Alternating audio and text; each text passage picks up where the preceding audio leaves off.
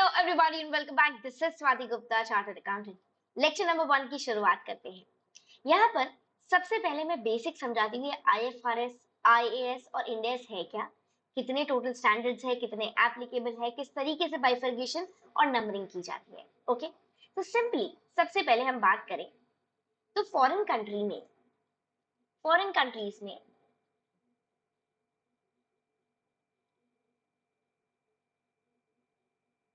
Okay दो series of standard चलते हैं, दैट इज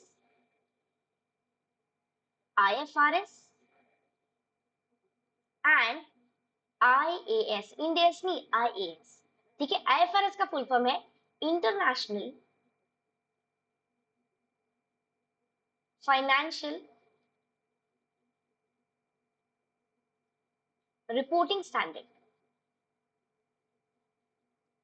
ओके, वेयर एज IAS का फुल फॉर्म है international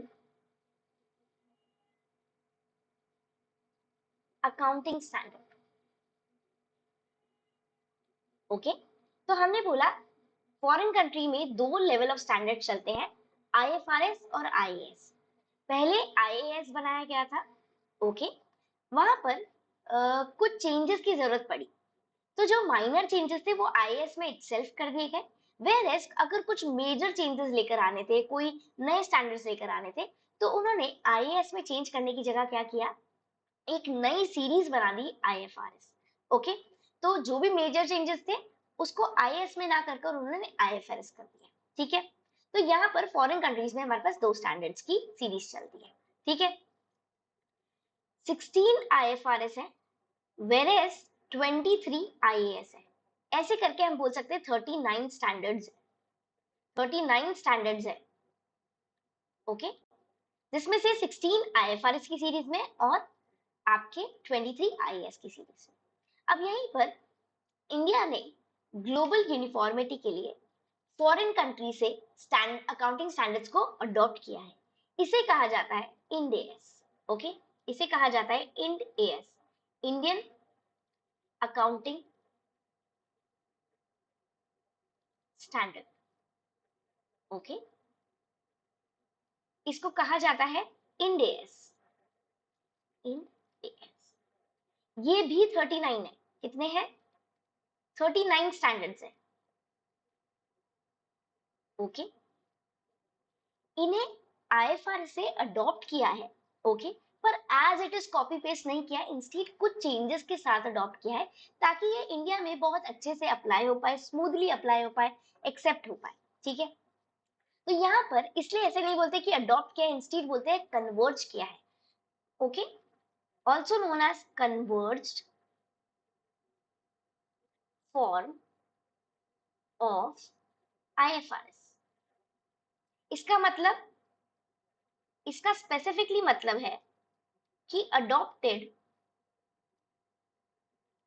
but with some changes. बहुत कम है, 2 से 5% चेंज है, वरना हम बोलेंगे कि 95% जो IFRS IAS है और इंड एएस है ऑलमोस्ट सेम है। 2 से 5% का चेंज किया गया है, कहीं कहीं नाम में चेंज है, तो कहीं पर कुछ एक दो प्रोविजन में रिलैक्सेशन दिया हुआ है, ऑप्शन दिए हुए। Okay, adopted but with some changes. इन्हीं चेंजेस को कहा जाता है कार्ड्स। इन चेंजेस को कहा जाता है कार्ड्स। क्या कहा जाता है? CARVES। ओके, इन्हें कहा जाता है कार्ड्स। अब अगर अडॉप्ट किया है, अडॉप्टेड फ्रॉम IAS। ओके, अगर IAS से अडॉप्ट किया गया है, तो यहां पर बोलेंगे हम सेम नंबरिंग चलती है। क्या चलती है? सेम नंबरिंग चलती है। वहीं पर अगर अडॉप्ट किया है, if adopted or converged from IFRS, तो हमने बोला सेम नंबरिंग नहीं चलेगी इंडेक्स में, इंस्टेड 100 प्लस नंबरिंग। एक दो एग्जाम्पल लेंगे, समझेंगे क्या बात है। जैसे फॉर एग्जाम्पल अगर IAS 1 है, तो यहां पर हमने बोला इंडेक्स भी 1 ही होगा। ओके, इंडेक्स भी 1 ही होगा। हमने बोला अगर IAS 2 है तो यहाँ पर बोला हमने इंड AS भी 2 होगा, सेम नंबरिंग इन इंड AS। ओके, वहीं पर अगर हम IFRS की बात करते हैं तो हमने बोला अगर IFRS 1 है तो हमने बोला इंडिया में क्या कहलाएगा वो, इंड AS 100 प्लस की सीरीज में, मतलब 101। फॉर एग्जाम्पल IFRS 2 है तो हमने बोला कैसे कहलाएगा, इंड AS 102। सेम नाम है, सिर्फ नंबरिंग का डिफरेंस किया है, ठीक है। जैसे एग्जाम्पल सिमिलरली IFRS 3 है तो क्या कहलाएगा, इंड AS 103। सिंपल सी बात है, समझेंगे ऐसा क्यों किया गया है, क्योंकि फॉरेन में दो सीरीज है। ओके, फॉरेन में दो सीरीज है, IFRS और IAS, पर इंडिया में सिर्फ एक ही सीरीज है अकाउंटिंग स्टैंडर्ड्स के लिए, that is Indian accounting standard. तो कैसे क्लैरिफाई करें कि कौन सा IAS से आया और कौन सा IFRS से आया है, तो इसलिए यहाँ पर इंड AS में इन्होंने दो तरीके की नंबरिंग कर दी। ओके गुड, तो अभी तक हमने समझा कि IFRS और IAS ऑलमोस्ट सेम है, कुछ डिफरेंसेस के साथ में अडॉप्ट किया गया है, उसे कहते हैं हम इंड AS इन इंडिया, ठीक है। उन चेंजेस को, उन डिफरेंसेस को कहा जाता है कार। अगर कुछ ऐड किया, if something is added in Ind AS or if something is deleted or removed or deducted, कुछ भी बोल रहे हैं, removed, okay, from Ind AS। हमने IFRS और IAS से कॉपी किया, अडॉप्ट किया, कुछ चेंजेस के साथ किया। वो चेंजेस क्या है, या तो कुछ एडिशन होगा या कुछ डिलीशन होगा। अगर कुछ एडिशन किया गया है, ध्यान देंगे, कुछ एडिशन किया गया है तो वो उसे कहते हैं कार्व इन। वेरएज अगर कुछ रिमूव किया है, कुछ डिलीट किया है, कुछ हटाया गया है, ओके, तो उसे हम कहते हैं कार्व आउट। मतलब आप चाहे इंड AS के नाम पे पढ़ो, चाहे IFRS के नाम पे पढ़ो, सेम बात ही है, हल्की बहुत चेंजेस है, बहुत माइन्यूट चेंजेस है, नेग्लिजिबल चेंजेस है, ठीक है। इसलिए ये पूरे कोर्स का नाम है IFRS और इंड AS समरी, ठीक है। इसको और सिंप्लीफाई, क्लैरिफाई करने के लिए मैं आपको एक लिस्ट दिखाती हूँ, एक बार ध्यान दीजिएगा। ये लिस्ट है 39 स्टैंडर्ड्स की, एक बार ध्यान देंगे, 39 स्टैंडर्ड्स है, देख सकते हैं आप, 39 स्टैंडर्ड्स है, ओके।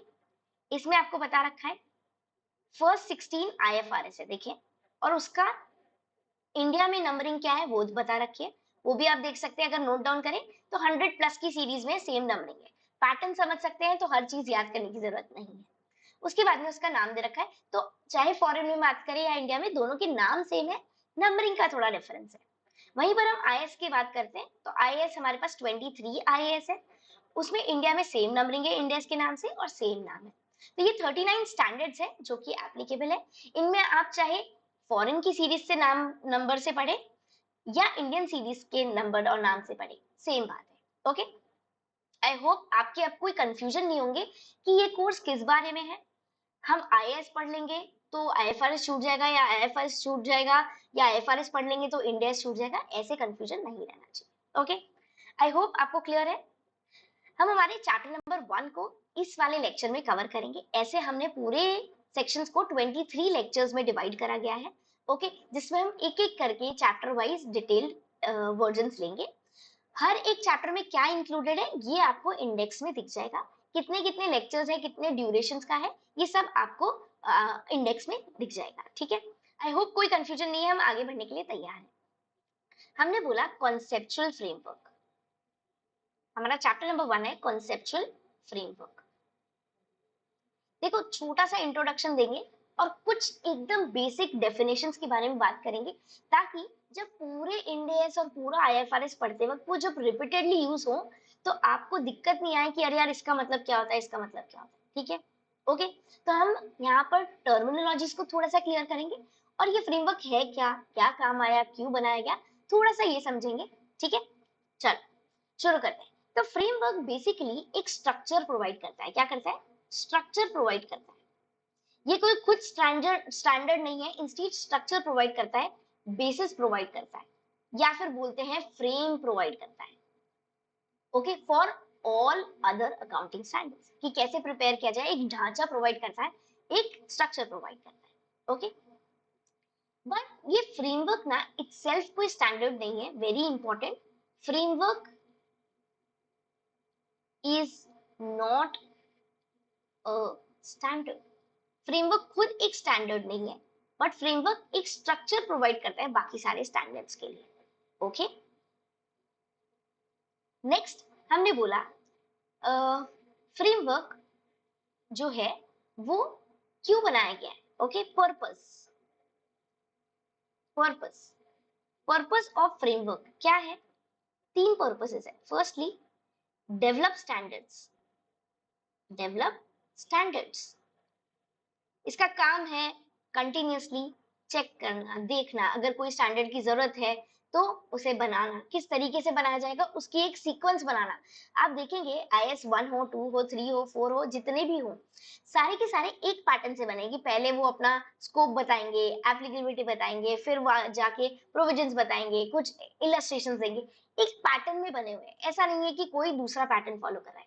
ये पैटर्न कहाँ दिया गया है? फ्रेमवर्क में दिया गया है। ठीक है, तो इसने बोला डेवलप स्टैंडर्ड्स में काम आता है। Okay, in developing standards. Second बोलते हैं कि अंडरस्टैंडिंग एंड इंटरप्रिटिंग स्टैंडर्ड्स।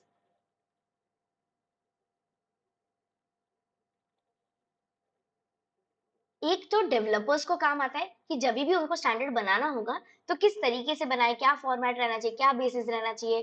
ठीक है, वो सब कौन बताता है? फ्रेमवर्क बताता है। सेकेंडली, हम और आप, या फिर कोई प्रिपेयरर ऑफ फाइनेंशियल स्टेटमेंट है, आप पढ़ना चाहते हैं, ठीक है, मैं पढ़ा रही हूँ, कोई और भी जना जो यूजर है, ठीक है, जिसको काम आता है या तो बनाने में, चेक करने में, या उससे कोई इंफॉर्मेशन लेने में, अगर उनको काम आ रहा है तो उनको अंडरस्टैंड करने की जरूरत है कि ये इंडेस है क्या, ये IFRS है क्या, इसको अप्लाई कैसे किया जाएगा। ओके, तो फ्रेमवर्क हेल्प करता है अंडरस्टैंड करने में और इंटरप्रेट करने में स्टैंडर्ड्स। और थर्डली और मोस्ट इंपॉर्टेंटली, जहां पर भी कोई स्टैंडर्ड एब्सेंट है, साइलेंट है, और उन्होंने कोई पर्टिकुलर ट्रांजेक्शन के बारे में ट्रीटमेंट नहीं दिया, तो wherever any standard is silent, has not given any sort of treatment, okay, then framework को रेफर करना होता है, और वहां पर फ्रेमवर्क बताता है कि how to provide treatment for such and such transaction. Okay, तो ये क्या करता है? Provides treatment of transaction. Okay, important है, वेयर द standard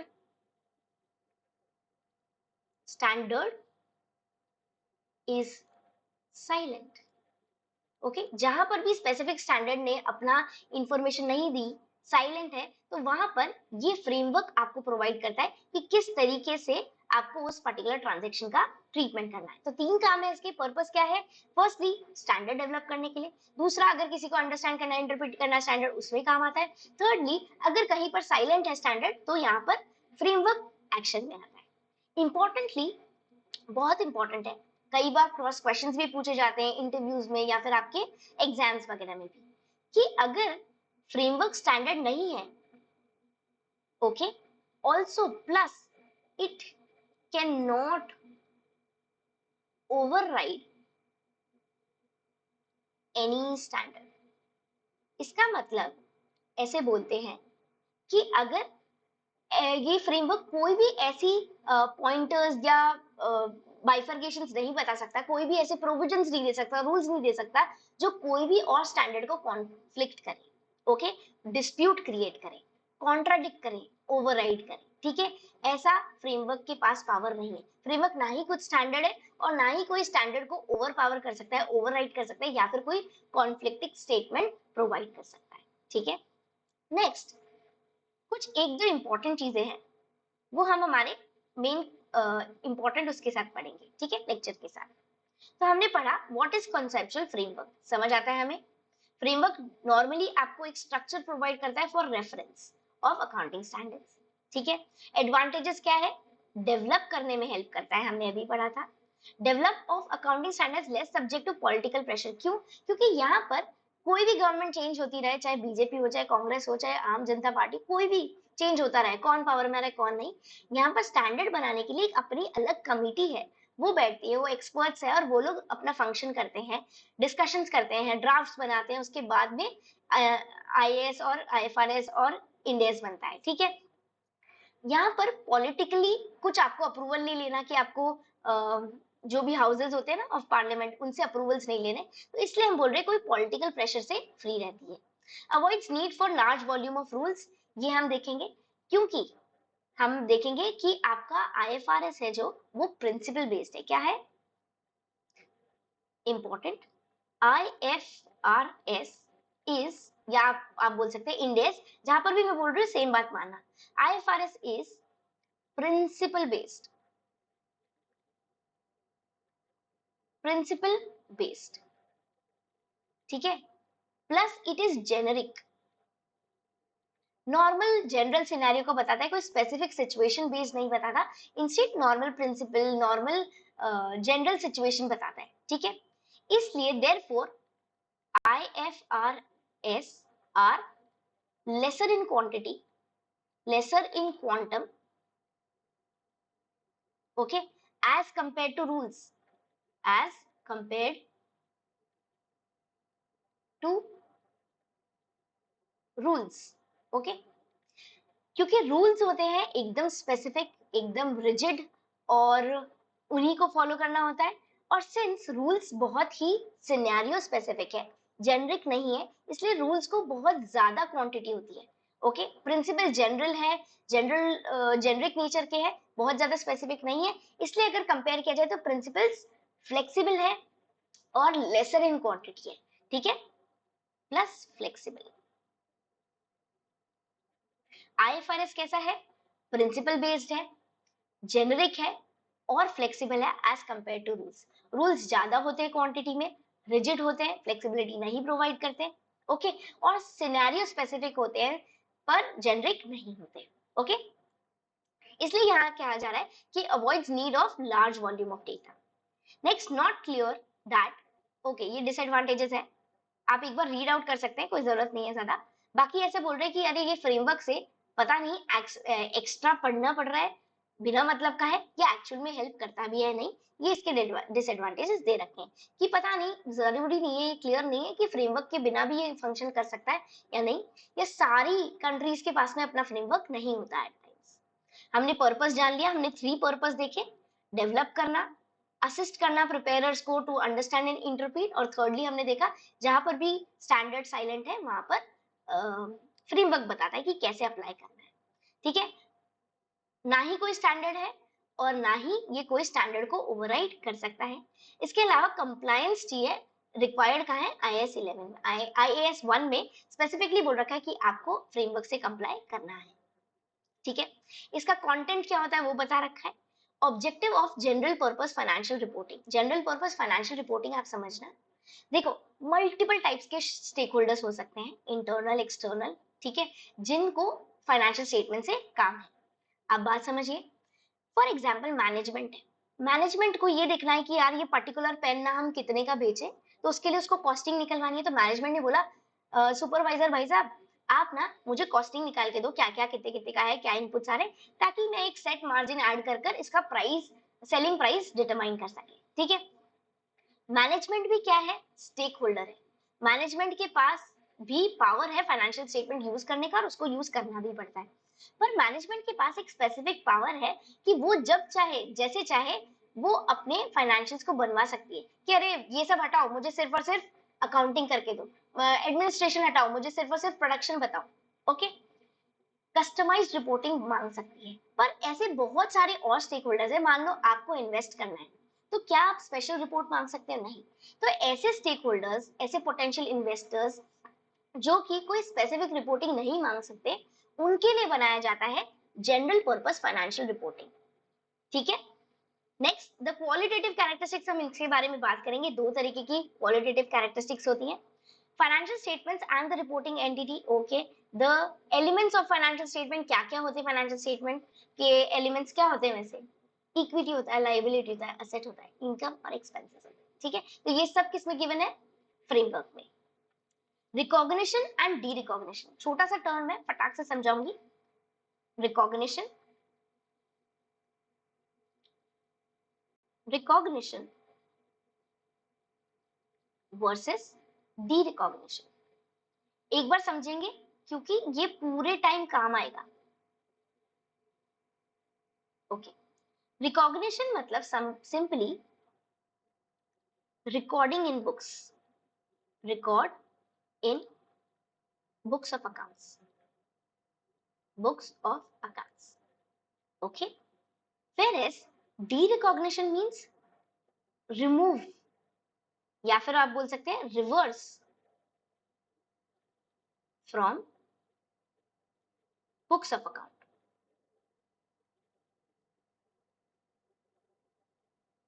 ओके, बहुत सिंपल चीज है। अगर आप कोई भी असेट, कोई भी लाइबिलिटी को बुक्स में लेकर आ रहे हैं, रिकॉर्ड कर रहे हैं, उसको कहते हैं हम रिकॉग्निशन। अगर आप अपनी फाइनेंशियल स्टेटमेंट्स में से हटा रहे हैं, उसे रिमूव कर रहे हैं, तो उसे कहते हैं डी रिकॉग्निशन। ठीक है, ये छोटी टर्मिनोलॉजीज है पर आगे बहुत ज्यादा काम आएगी। Next, measurement. मेजरमेंट बहुत तरीके से हो सकता है, करंट पे भी हो सकता है, फेयर वैल्यू पे भी हो सकता है, मल्टीपल टाइप्स की मेजरमेंट्स है, वो हम सब अभी देखेंगे इसी लेक्चर के अंदर। प्रेजेंटेशन एंड डिस्क्लोजर, ठीक है, the concepts of capital and capital maintenance. Normal सी बात है, छोटा सा बता देती हूँ। कैपिटल मेंटेनेंस और कैपिटल मतलब आपने इन्वेस्ट किया मान लो 100 रुपए, ठीक है, आपको पता है इन्फ्लेशन चल रहा है, तो कोई भी चीज जो आज 100 रुपए में आ सकती है, मान लो 7% इन्फ्लेशन है, तो वो अगले साल 107 रुपीज में आएगी। आप समझ रहे? 100 रुपए की कैपेसिटी नहीं है उसी चीज को खरीदना अगर इन्फ्लेशन 7% से बढ़ रहा है तो। समझते हैं बात? तो मान लो अगर आपने 100 रुपए इन्वेस्ट किए और इन्फ्लेशन 7% है, तो 107, आपने कैपिटल है आपकी इन्वेस्टेड 100 रुपए। अगर आप का रिजल्टेंट देखेंगे, क्लोजिंग कैपिटल देखेंगे, अगर वो 107 या उससे ज्यादा है, मतलब आपने कैपिटल को मेंटेन किया है, इन्फ्लेशन को ओवरकम किया है, उसके पार हो। फॉर एग्जाम्पल, अगर आपने क्लोजिंग कैपिटल देखा और देखा कि अरे यार ये तो 105 ही है, मतलब आपने इन्फ्लेशन को बीट नहीं किया, इसका मतलब आप कैपिटल को मेंटेन नहीं कर पाए। ओके, तो capital maintenance is related to covering inflation. ठीक है, छोटा सा कॉन्सेप्ट है, ज्यादा अलग से काम का नहीं है। नेक्स्ट हमने जानना है objective of general purpose financial statement. आपको मैंने बता दिया जनरल पर्पस फाइनेंशियल स्टेटमेंट वो स्टेटमेंट्स है जो जनरली पब्लिक में अवेलेबल होते हैं। हर तरीके के स्टेक होल्डर्स जिनको ये अलग से पावर नहीं है कि वो स्पेसिफिक कस्टमाइज्ड फाइनेंशियल स्टेटमेंट्स बनवा सके, वो इस जनरल पर्पस फाइनेंशियल स्टेटमेंट का यूज करते हैं, उनके डिसीजन मेकिंग में काम आते हैं। यहाँ पर जनरली ऐसा बोलते हैं to provide financial information about the reporting entity that is useful to existing and potential stakeholders, जो कि कौन हो सकते हैं? इंटरनल एक्सटर्नल कैसे भी हो सकते हैं, investors, lenders and other creditors in making decisions about providing resources to the entity. ठीक है, फॉर एग्जाम्पल अगर आप किसी के सप्लायर हो तो आप हमेशा चाहोगे ये देखना कि अरे मैं इसको कितना क्रेडिट पीरियड प्रोवाइड करूं, क्या ये मुझे रीपे कर पाएगा या नहीं, आप हमेशा चेक करने के लिए इंटरेस्टेड होगे। तो उसके फाइनेंशियल से पता चलता है ओके इसकी कैश फ्लो पोजीशन क्या चल रही है, इसका कैसा और बैकग्राउंड चल रहा है, कितने लॉसेस हो रहे हैं, कितने प्रॉफिट हो रहे हैं, उससे आपको एक क्या मिलेगा, एक क्लैरिटी मिलेगी कि मैं इसको सप्लाई करना कंटिन्यू करूं या नहीं। ठीक है, नेक्स्ट अक्रूवल अकाउंटिंग, आपको ये वैसे पता होगा पर एक शॉर्ट में बता देती हूँ कि ट्रांजैक्शन को तभी की तभी रिकॉर्ड करना as and when it happens, you do not have to wait, you are not required to wait, आपको रुकना नहीं है, आपको वेट नहीं करना उसके फाइनल सेटलमेंट के लिए, फाइनल कैश इनफ्लो या आउटफ्लो के लिए। ओके, आपको अक्रूवल बेसिस पे अकाउंटिंग करनी है चाहे कैश आया या नहीं आया। Okay, as and when it happens, as and when they occur and not when the final settlement happens. Going concern, हमेशा ये आप मान के चलें कि बिजनेस फॉर कमिंग फ्यूचर में बंद नहीं होने वाला, शटडाउन नहीं होने वाला, ये साल दर साल चलता ही जाएगा। ये अजम्पशन पे आपको अपनी अकाउंटिंग करनी है। ठीक है, सिंपल सी बातें हैं, अभी लाइट रखेंगे फिर बाद में हम और इंपॉर्टेंट चीजें होंगी देखते जाएंगे। क्वालिटेटिव कैरेक्टरिस्टिक्स, क्वालिटेटिव कैरेक्टरिस्टिक्स आपकी दो तरीके से है, फंडामेंटल और एनहांसिंग। ओके, आपकी दो तरीके से क्वालिटेटिव कैरेक्टरिस्टिक्स है,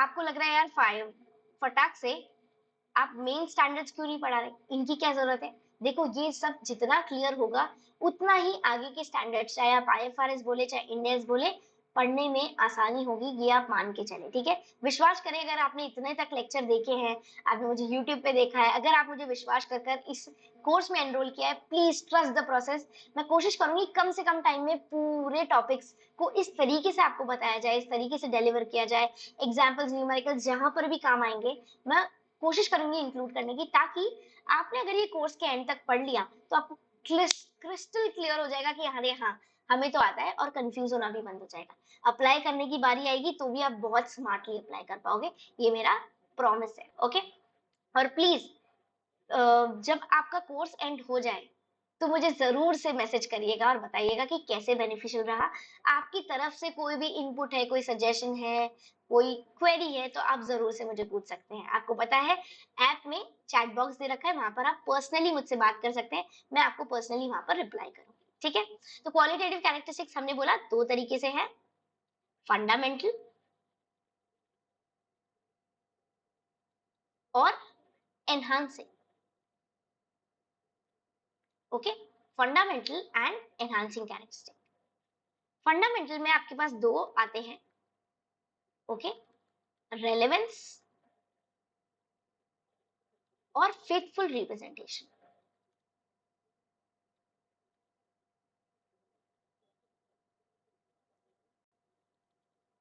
ओके, हमने बोला रेलेवेंस। रेलेवेंस मतलब ऐसी इंफॉर्मेशन जो सामने वाले डिसीजन मेकिंग पर इंफ्लुएंस करती है, उसे हम कहते हैं रेलेवेंस। रेलेवेंस का दूसरा नाम मटेरियलिटी भी है, दूसरा नाम मटेरियलिटी भी है, it can also be known as materiality. Any information जिसको बताने या जिसको छुपाने की वजह से सामने वाले का decision making, economic decision making अगर इंपैक्ट हो रहा है तो वो इंफॉर्मेशन कहलाती है रेलेवेंस, या फिर आप कह सकते हैं मटेरियल। नेक्स्ट आता है फेथफुल रिप्रेजेंटेशन। फेथफुल रिप्रेजेंटेशन मतलब ऐसी इंफॉर्मेशन, ठीक है, इंफॉर्मेशन को सही से प्रेजेंट करें, वो वर्ड्स और नंबर्स दोनों में करें, रिफ्लेक्ट सब्सटेंस, मतलब कि आपको उसका लीगल फॉर्म से ज्यादा आपको उसके सब्सटेंस को मैटर करना है। फॉर एग्जाम्पल हम लीज के केस में देखते हैं, बहुत अच्छा एग्जाम्पल है। लीज के केस में सामने वाला ओनर नहीं बनता पर उसको राइट ऑफ यूज मिलता है।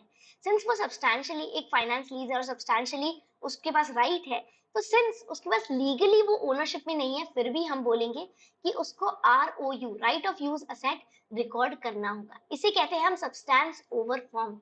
लीगली पेपर्स में क्या है डॉक्यूमेंटेड, किसकी ओनरशिप है, ये मायने नहीं रखता।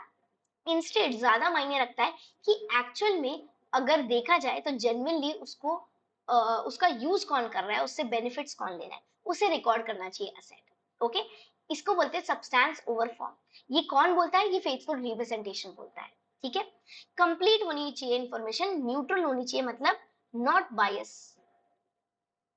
मतलब कि आपको ऐसा नहीं करना कि मान लो आपके पास असेट्स है तो आपने असेट्स को तो हाईलाइट कर दिया बैलेंस शीट में, और लाइबिलिटीज है उनको छोटा छोटा छोटा छोटा लिख दिया। ठीक है, नहीं, आपको इक्वल वेटेज देना है। जिस तरीके से आप हेडिंग आपने असेट की लिखी वैसे ही उसी तरीके से लाइबिलिटी साइड भी लिखे उतना ही।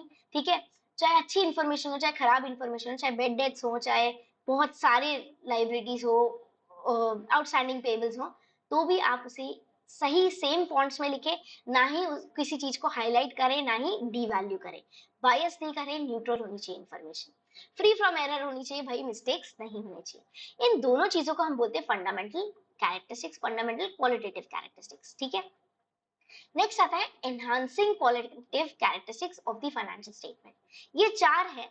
हमने देखा कंपैरेबिलिटी, मतलब कि आप अपनी इंफॉर्मेशन अपने फाइनेंशियल स्टेटमेंट्स को इस तरीके से बनाए कि वो विद इन ईयर भी कंपेयर हो सके अपने आप से, और दूसरी एंटिटी से भी कंपेयर हो सके।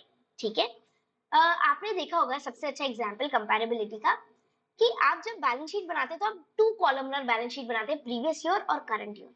कैसे साइमल्टेनियसली फिगर्स दिखते जाते हैं, अरे यार ट्रेड रिसीवेबल्स पिछली बार इतना था अब इतना है, ये इतना था अब इतना है। ठीक है, हो सकता है। चलो नेक्स्ट, वेरीफाइबिलिटी।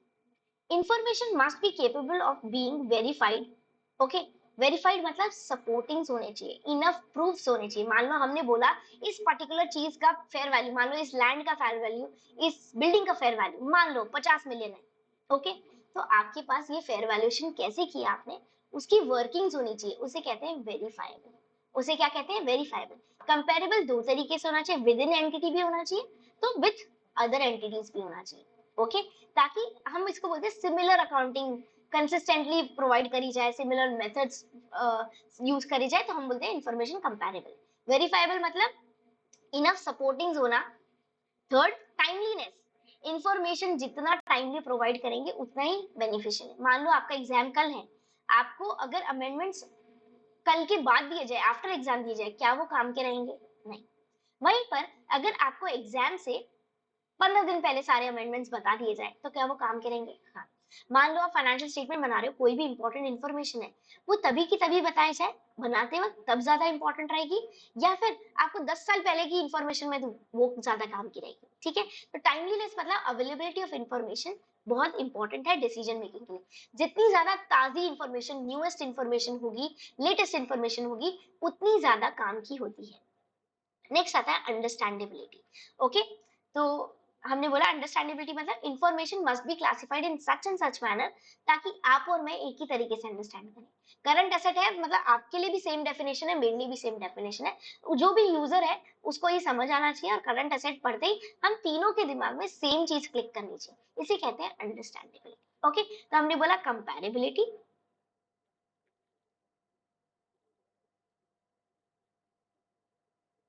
ओके, नेक्स्ट हमने बोला verifiability.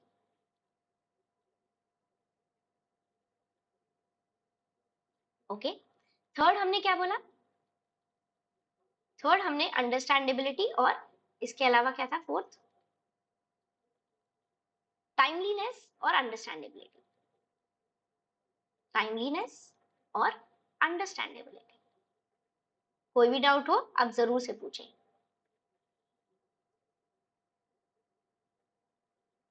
Okay, next cost constant. Cost constant होता है मतलब हमने कितना इन्वेस्ट किया और हमें बाकी में उतना वर्थ इट मिल रहा है रिजल्ट या नहीं, उसे बोलते हैं हम कॉस्ट कांस्टेंट। अगर बेनिफिट रिसीव्ड कम है और एफर्ट्स जो लगा दिए, कॉस्ट जो लगा दी वो ज्यादा है, तो उसे हम क्या कहते हैं? कॉस्ट कांस्टेंट कहते हैं। ठीक है, next elements of financial statement आपको पता ही है, असेट होता है, लाइबिलिटी होता है, इक्विटी होता है, इनकम्स एंड एक्सपेंसेस होते हैं। ओके, आई होप इसमें बताने की जरूरत है। रिकॉग्निशन और डी रिकॉग्निशन हमने ये पढ़ लिया है। रिकॉग्निशन आप तब करोगे जब वो स्पेसिफिक क्राइटेरियाज मीट होंगे। फॉर एग्जांपल आपको प्रॉपर्टी प्लांट एंड इक्विपमेंट को रिकॉर्ड करना है, तो उसके खुद के क्राइटेरिया, वो बोलता है अगर हाँ ये सारे क्राइटेरिया फुलफिल है तो आप रिकॉर्ड कर सकते हो, तो आप बोलोगे ठीक है, it is eligible to be recognised in the books of account. Derecognise करने के लिए भी उसके पास अपने क्राइटेरियाज है, अगर वो फुलफिल होते तो ही आप रिमूव कर सकते हो, डी रिकॉग्नाइज कर सकते हो। ठीक है, नेक्स्ट मेजरमेंट। मेजरमेंट आपका कैसे हो सकता है? हिस्टोरिकल या फिर करंट वैल्यू, दो तरीके से मेजरमेंट है। ये सुपर इंपॉर्टेंट है। क्यों सुपर इंपॉर्टेंट है? क्योंकि ये सारी वैल्यूज बार बार कंसिस्टेंटली पूरे लास्ट इंडेज तक भी आपको काम आएगी। वो बार बार बोलेगा फेयर वैल्यू करो, करंट वैल्यू करो, हिस्टोरिकल वैल्यू करो, तो आपको एक्चुअल में पता होना चाहिए कि ये वर्ड्स जब लिए जा रहे हैं तो क्या मतलब है इनका। ठीक है, कोशिश करूंगी करूंगी सिंप्लीफाई करने की। हिस्टोरिकल कॉस्ट मतलब, फॉर एग्जाम्पल आज आपने बिल्डिंग खरीदी 10 लाख रुपए की, और आपने उसका जो भी है डॉक्यूमेंट बनवाया, ये है इसकी हिस्टोरिकल कॉस्ट। जितने का अग्रीड हुआ वैल्यू, जितने का बिल कटा। फॉर एग्जाम्पल आपने एक मशीन खरीद के लाया, उसका एक बिल है। आपने एक एसी खरीदा, उसका एक बिल है 40,000 का, वो बिल वैल्यू उसकी कॉस्ट मानी जाती है। क्या मानी जाती है? कॉस्ट मानी जाती है। ठीक है, तो ये मोस्ट कॉमन है। Measured at the transaction date and not subsequently updated. जिस दिन ट्रांजेक्शन हुआ उस दिन वाली वैल्यू पर रिकॉर्ड कर लेते हैं, और सब्सिक्वेंटली आगे उसको फिर से अपडेट नहीं करते, बार बार चेंज नहीं करते। ठीक है, very important. Measured on the transaction date, जिस दिन खरीदी। असेट को कैसे किया जाता है? कॉस्ट ऑफ एक्विजिशन प्लस या फिर creation of asset plus transaction cost. ठीक है, प्लस ट्रांजैक्शन कॉस्ट। हमने क्या बोला? कुछ भी ट्रांजैक्शन कॉस्ट है उसे कैपिटलाइज कर दो। आप या तो एक्वायर कर सकते हो या बिल्ड कर सकते हो। मान लो बिल्डिंग को या तो परचेज कर सकते हो या कंस्ट्रक्ट कर सकते हो। ठीक है, तो इनपुट कॉस्ट। यहाँ पर आपको ध्यान देना है कि do not include refundable taxes. Do not include refundable tax. मतलब फॉर एग्जाम्पल आपने कोई चीज एग्जाम्पल आपने 100 रुपीज की परचेज करी, ठीक है, प्लस इसमें टैक्स दिया, मान लो एक बार के लिए 18 रुपीज, तो आपने पे कितना किया, प्राइस पेड, आपने प्राइस पेड किया 118, कितना किया, प्राइस पेड इज 118, ओके। अब आपको अपनी कॉस्ट ये रिकॉर्ड करें, आपकी कॉस्ट को आप ये रिकॉर्ड करें बुक्स में 100 या 118, तो ऐसे कहते हैं you have to check whether, okay, this is refund, check whether this is refundable or non refundable, okay. ध्यान देंगे अगर टैक्स रिफंडेबल है वापस मिल जाएगा, अगर टैक्स रिफंडेबल है और वापस मिल जाएगा, प्लीज ध्यान देंगे, अगर टैक्स रिफंडेबल है और वापस मिल जाएगा इसका मतलब आप इसे आईटीसी की तरह रिकॉर्ड करते हैं, एक सेपरेट असेट की तरह, इसलिए हमने बोला do not record in cost, do not include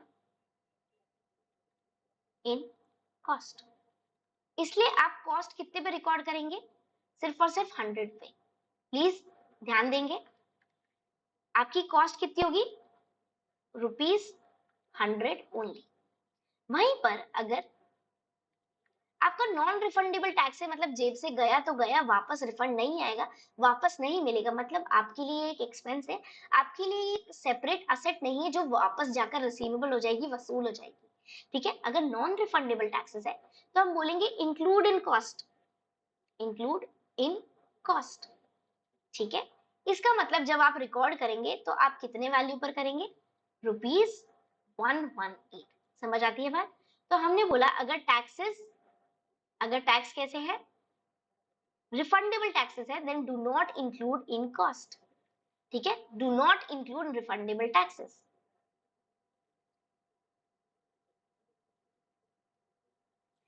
next आता है प्लस ट्रांजैक्शन कॉस्ट, अगर लाइबिलिटी है तो जितनी वैल्यू इनकर करती minus transaction cost, minus transaction cost, और यहाँ पर था प्लस ट्रांजैक्शन कॉस्ट, ठीक है, ध्यान रखेंगे। नेक्स्ट आता है करंट वैल्यू, करंट वैल्यू सबसे अपडेटेड वैल्यू मानी जाती है और सब्सिक्वेंटली भी अपडेट होती रहती है, ठीक है। नेक्स्ट आता है any information is updated to reflect changes in the value at the measurement date, सबसे इंपॉर्टेंट बात है करंट वैल्यू अपडेटेड होती है। नेक्स्ट आता है फेयर वैल्यू, फेयर वैल्यू आता है IFRS 13 और आप कह सकते हैं IND AS 113। फेयर वैल्यूएशन कब करना है ये आपको स्पेसिफिक स्टैंडर्ड्स में पता चलेगा कि फेयर वैल्यूएशन कब करना है, कब रिक्वायर्ड है, ठीक है। जब भी कोई स्पेसिफिक स्टैंडर्ड बोलेगा अरे भाई साहब इस प्रॉपर्टी प्लांट एंड इक्विपमेंट का फेयर वैल्यूएशन कर दो, इन्वेस्टमेंट प्रॉपर्टी का फेयर वैल्यूएशन कर दो, record this financial instrument at fair value, तो स्पेसिफिक स्टैंडर्ड बोल रहा है कि कब आपको फेयर वैल्यूएशन करना है। फिर फेयर वैल्यूएशन किया कैसे जाएगा, what is the method behind it, how to do fair valuation, ये आपको कब पता चलेगा, कौन सा स्टैंडर्ड बताता है, ये आपको IFRS 13 बताता है या फिर आप कह सकते हैं IND AS 113 बताता है, ठीक है। सेम बात है, सेम स्टैंडर्ड है, आपको नंबरिंग समझा दी गई है, ठीक है। मैं उम्मीद करती हूँ कि आपको अब डाउट नहीं होगा। IFRS 13 या आप बोल सकते हैं IND AS 113 बताता है how to fair value, how to fair value, how to record fair value, ठीक है, and when to record specific standard बताता है।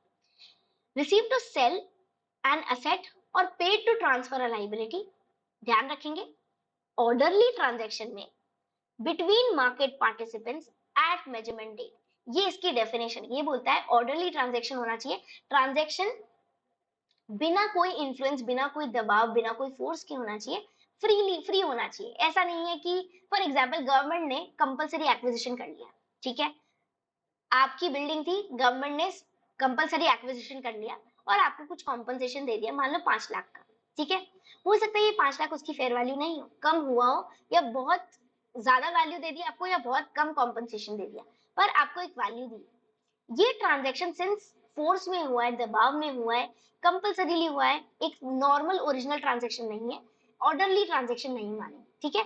तो ऑर्डरली ट्रांजैक्शन मतलब without any force without any influence between market participants जो normally bye cell करते रहते हैं एट दैट मेजरमेंट डेट। जिस दिन आप फाइनेंशियल स्टेटमेंट बना रहे हो, जिस दिन आपको फेयर वैल्यूएशन करना है, उस दिन की डेट पर क्या फेयर वैल्यू है ये मानी जाएगी। ऐसे नहीं 4 साल पहले की फेयर वैल्यू को आज कंसीडर करोगे।